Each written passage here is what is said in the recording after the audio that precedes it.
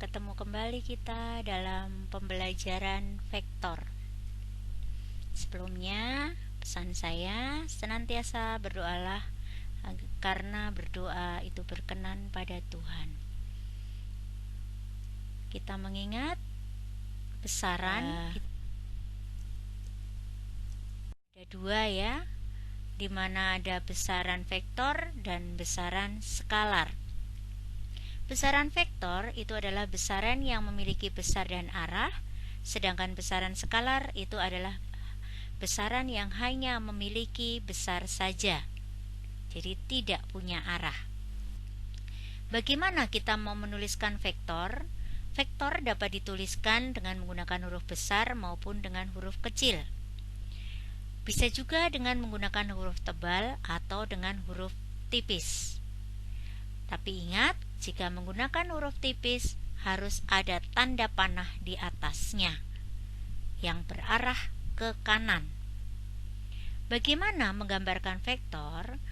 Menggambarkan vektor yaitu dengan cara ada garis, kemudian di ujungnya ada tanda panah, di mana panjang garis itu menunjukkan besarnya, tanda panah menunjukkan arahnya.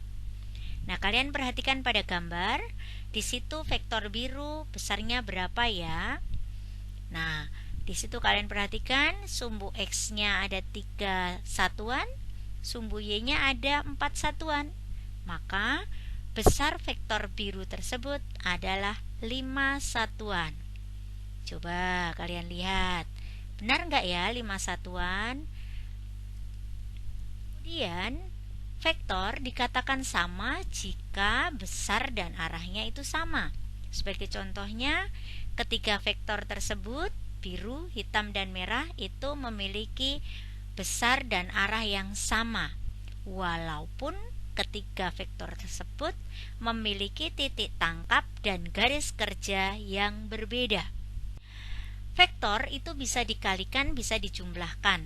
Sebagai contoh, vektor ini sebuah vektor A, kemudian ada sebuah skalar yang misalnya K, kemudian hasil perkalian antara A dengan K misalnya E, maka E itu adalah sebuah vektor. Sebagai contoh, E-nya adalah 2A dan F-nya adalah min 2A.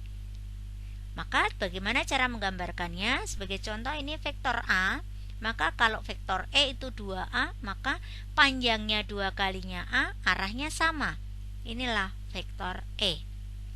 Kemudian vektor F. Vektor F adalah min 2A.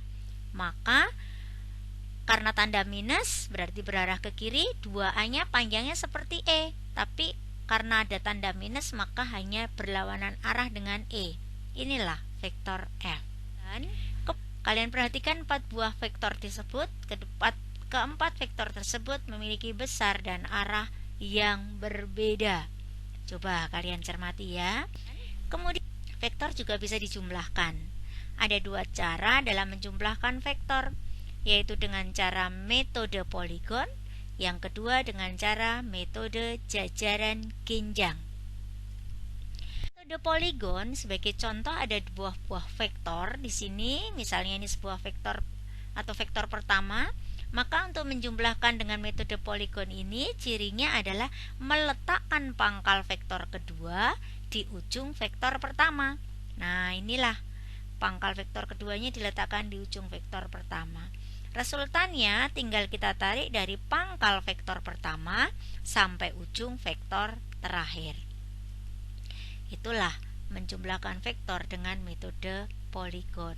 Ingat, metode poligon cirinya adalah pangkal vektor berikutnya diletakkan di ujung vektor yang pertama. Bagaimana menentukan selisih vektor? Sebagai contoh, selisih dari V dengan W, atau kita tuliskan V min W. Artinya apa? V min W artinya adalah V ditambah min W. Sebagai contoh ini vektor V, ini sebuah vektor W. Maka V min W dapat kita gambarkan. Gambarkan dulu V, kemudian min W berarti tanda panahnya diputar 180 derajat. Inilah main V. Maka selisih vektor V min V itu dapat kita gambarkan dengan cara menarik dari pangkal vektor pertama sampai ujung vektor terakhir. Kemudian melukiskan 3 buah vektor dengan metode poligon juga sama ya, cuman vektornya ada 3. Sebagai contoh ada vektor A, ada vektor B, ada vektor C. Maka resultannya tinggal kita letakkan, gambar dulu vektor A, kemudian vektor B-nya diletakkan di ujung vektor A, kemudian vektor C-nya diletakkan di ujung vektor B. Ingat, arahnya tidak boleh berubah loh ya. Selalu sejajar dengan vektor yang asalnya atau sejajar dengan vektor asalnya. Sebagai contohnya ini, ada vektor A, ada vektor A, sejajar. Ada vektor B, ada vektor B, ada vektor C, ada vektor C. Sejajar dengan arah yang sama, tidak boleh berubah. Maka resultan dari ketiga vektor tersebut dapat kita tuliskan A plus B plus C, yaitu dengan cara menarik dari pangkal vektor pertama, yaitu pangkal vektor A, sampai ujung vektor C. Bagaimana menentukan besar dan arahnya? Untuk menentukan besar dan arahnya, besarnya diukur menggunakan penggaris, arahnya diukur menggunakan busur derajat. Berikutnya, bagaimana melukis 2 vektor dengan metode jajaran genjang? Sebagai contoh, ada sebuah vektor V, kemudian ada vektor U. Ingat ya, metode jajaran genjang punya ciri. Cirinya adalah kedua pangkal vektor tersebut jadi satu. Kalian perhatikan, berarti pangkal vektor V dengan pangkal vektor U jadi satu. Buat dulu vektor U-nya, kemudian buat vektor V-nya. Ingat ya, itu satu titik tangkap untuk vektor U dan vektor V. Kemudian karena ada kata metode jajaran genjang, maka ada bentuk model jajaran genjangnya, yaitu dengan cara membuat titik-titik sejajar dengan U, kemudian membuat titik-titik sejajar dengan V. Selanjutnya kita tarik dari pangkal kedua vektor U dan V sampai ujung titik-titik yang bersatu ya. Kita tarik. Inilah vektor U plus V. Berikutnya, bagaimana melukis pengurangan vektor? Sebagai contoh ada vektor V dan ada vektor U. Sebagai contoh di situ V min U. Artinya apa? V ditambah min U. Maka cirinya juga sama. Kedua pangkal jadi satu. Buat dulu vektor V. Kemudian buat vektor min U. Nah, berarti tanda panahnya diputar 180 derajat ya. Kemudian kita buat titik-titik yang sejajar dengan U dan titik-titik yang sejajar dengan V. Menentukan selisih U min V tadi, V min U, selisih dari V min U, yaitu tinggal kita tarik dari titik potong atau pangkal kedua vektor sampai ujung titik-titiknya. Inilah resultan dari V min U, artinya sama juga dengan selisih V min U. Menentukan besarnya kita ukur pakai penggaris, menentukan arahnya kita ukur pakai busur derajat. Berikutnya, menjumlahkan 2 buah vektor yang membentuk sudut. Untuk menjumlahkan 2 vektor yang membentuk sudut, sebagai contohnya ada vektor F1 dan vektor F2, maka kita dapat menentukan resultan dari F tersebut dengan cara akar dari F1 kuadrat ditambah F2 kuadrat ditambah 2 F1 F2 cos alfa, di mana alfa adalah sudut terkecil antara F1 dan F2. Ingat ya, sudut terkecil, karena di situ nanti ada sudut yang besar. Yang kita pakai dalam rumus ini adalah sudut terkecil. Artinya apa? Sudutnya maksimal 180 derajat, maka tidak bisa lebih dari 180 derajat ya. Jadi sudutnya hanya antara 0 sampai 180 derajat untuk sudut terkecil ya. Berikut untuk menentukan resultan vektornya yaitu dengan cara kalian perhatikan gambar di situ, ada F1, ada F2. Sudut yang dibentuk antara F1 dan F2 adalah alfa, maka alfa itu adalah sudut terkecilnya. Sudut besarnya adalah berarti yang ini sudut besarnya. Ini sudut besarnya, atau dengan kata lain sudut besarnya adalah 180 min alfa, 360 min alfa. Nah, kemudian beta itu adalah sudut yang dibentuk antara F1 dengan resultannya. Sedangkan gamma adalah sudut yang dibentuk antara F2 dengan resultannya. Maka kalian bisa menentukan arah resultannya yaitu dengan cara R per sin alfa sama dengan F1 per sin gamma sama dengan F2 per sin beta. Ingat, alfa adalah sudut yang dibentuk antara F1 dan F2, R adalah resultannya, F1 itu adalah besarnya vektor yang berada di depannya gamma. Besarnya vektor yang ada di depannya gamma, berarti itu sebagai F1, sejajar dengan F1. Sedangkan F2 adalah besarnya vektor yang ada di depannya beta. Nah, ini yang artinya sama dengan panjangnya F2. Nah, bagaimana? Sebagai contoh di sini ada vektor F1 besarnya 20 Newton, ada F2 besarnya 10 Newton. Sudut antara F1 dan F2 adalah 60 derajat. Maka menentukan resultannya dengan cara F sama dengan akar F1 kuadrat ditambah F2 kuadrat ditambah 2F1 F2 cos 60 derajat. Masukin angkanya, di mana F1-nya diganti 20, F2-nya diganti 10 Newton, maka tinggal diperoleh F sama dengan akar 20 kuadrat ditambah 10 kuadrat ditambah 2 kali 20 kali 10 cos 60 derajat. Ingat ya, cos 60 derajat besarnya 1.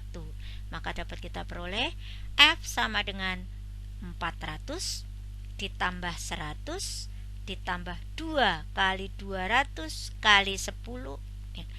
Saya ulang ya, F sama dengan akar 200 F sama dengan akar F1 kuadratnya 20 kuadrat yaitu 400 ditambah F2 kuadrat berarti 10 kuadrat yaitu 100 ditambah 2 kali 20 kali 10 kali setengah berarti F sama dengan 400 ditambah 10 ditambah 2 kali 20 kali 10 kali setengah, maka akan diperoleh 400 tambah 100 500 dikalikan 200 ditambahkan 200. Hasilnya dapat kalian bisa hitung sendiri ya.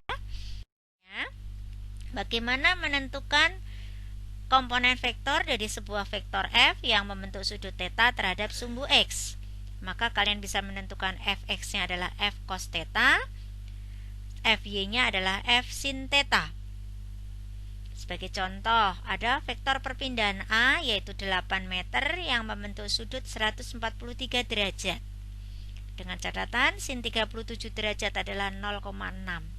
Maka kalian bisa menentukan AX-nya dengan cara A cos 143 derajat. AY-nya berarti A sin 143 derajat. Berapa ya? Silahkan kalian hitung sendiri ya.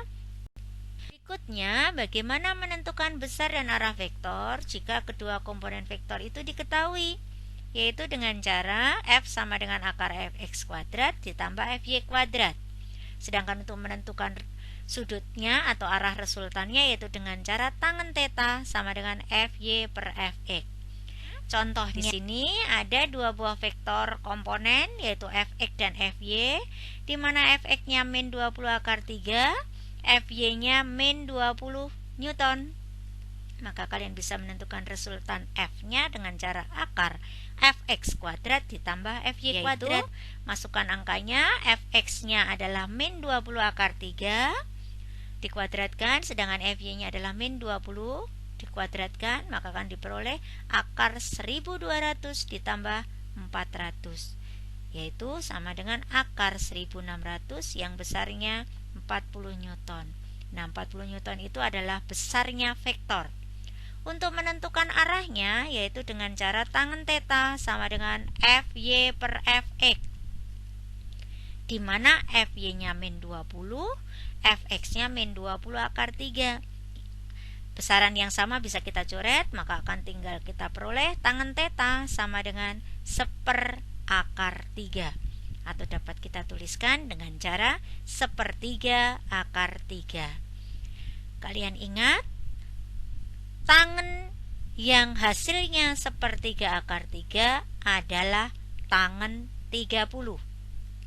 Maka kalian dapat menuliskan besarnya sudut theta yaitu dengan cara arkes tangen 1/3 akar 3.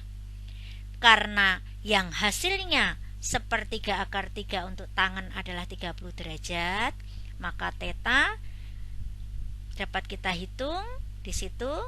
Sumbu x-nya min 20 akar 3, sumbu y-nya min 20, semuanya minus baik fy maupun fx, maka dia termasuk kuadran 3. Maka karena kuadran 3 berarti sudutnya antara 180 sampai 270 ya.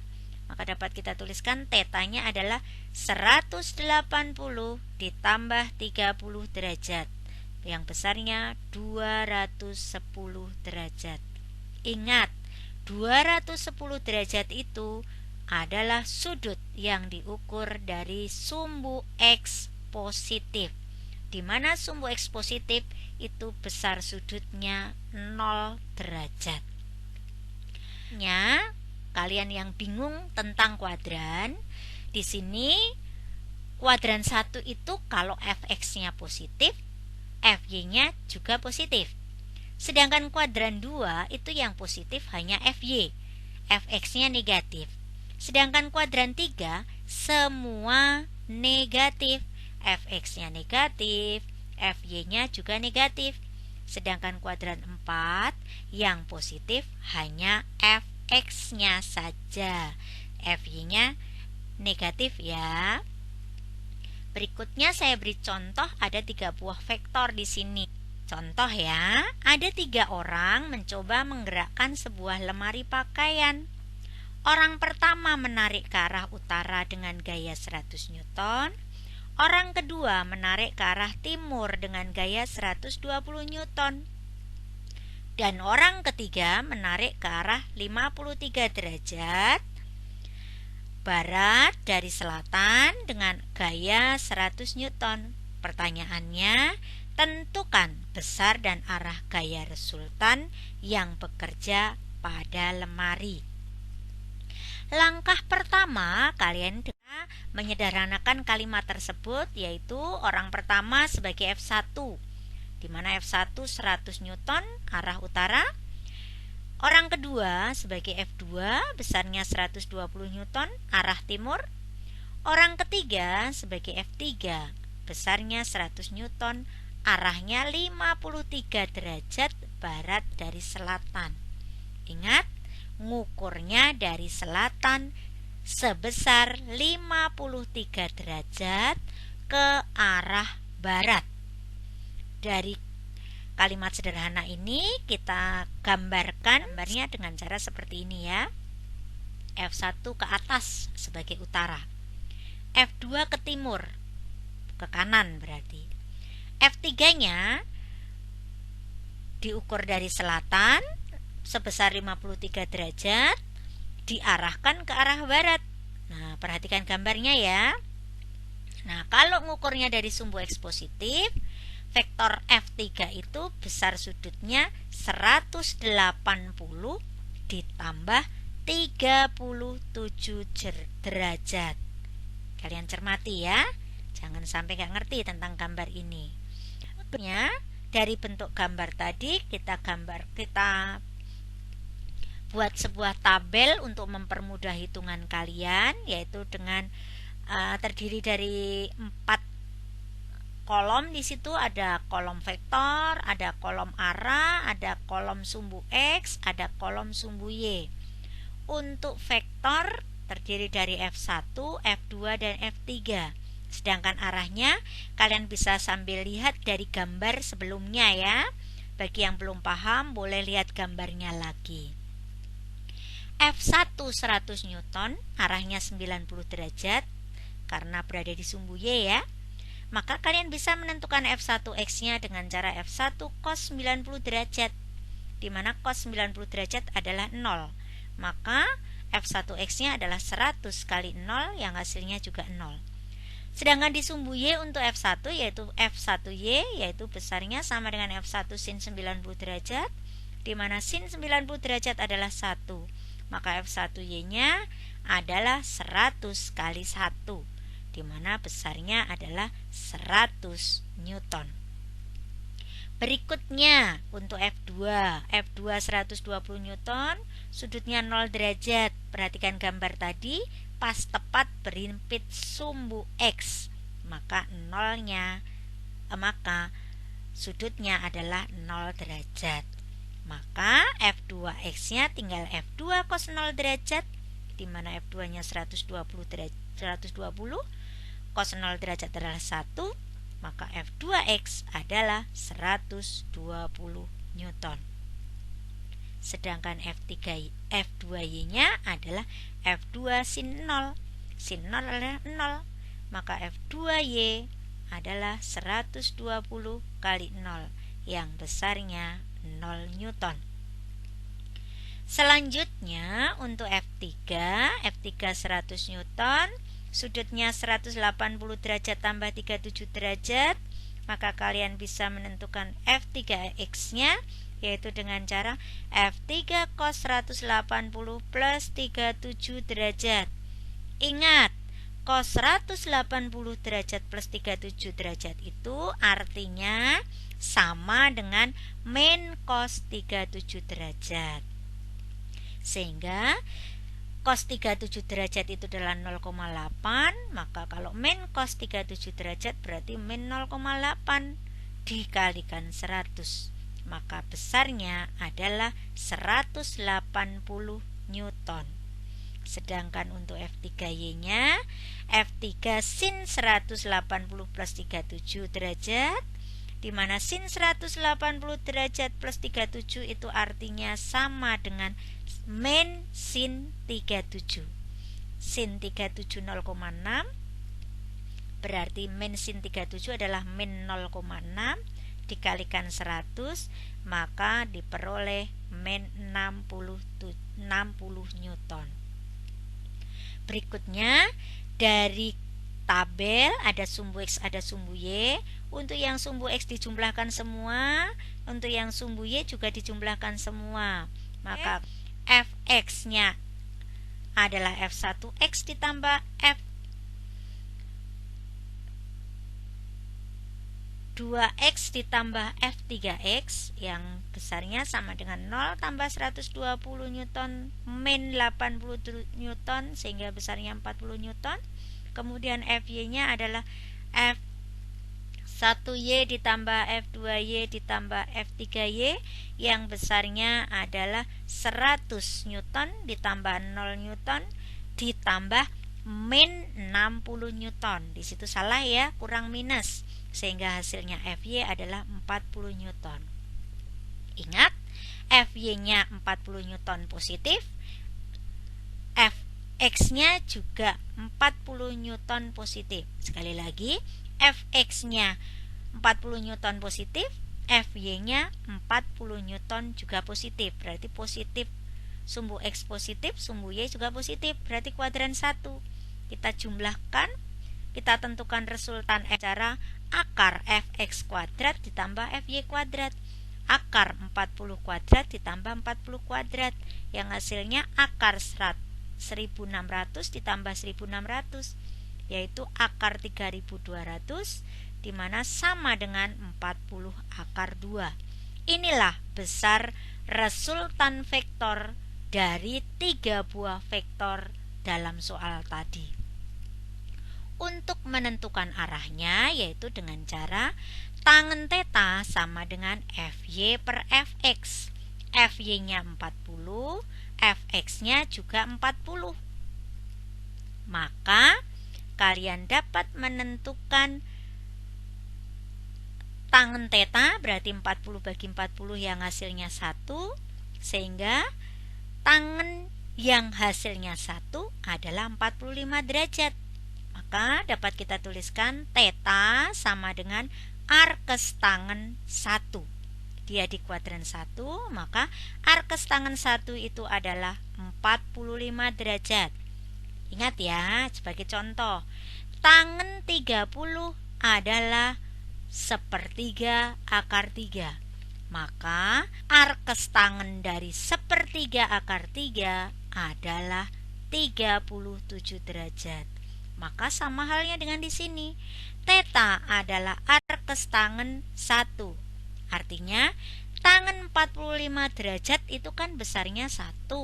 Maka arkes tangen 1 adalah 45 derajat. Demikian tadi penjelasan saya tentang vektor. Semoga bermanfaat. Jika belum jelas, kalian bisa ulang-ulang kembali tentang YouTube ini atau video ini. Selamat belajar. Tuhan memberkati. Amin.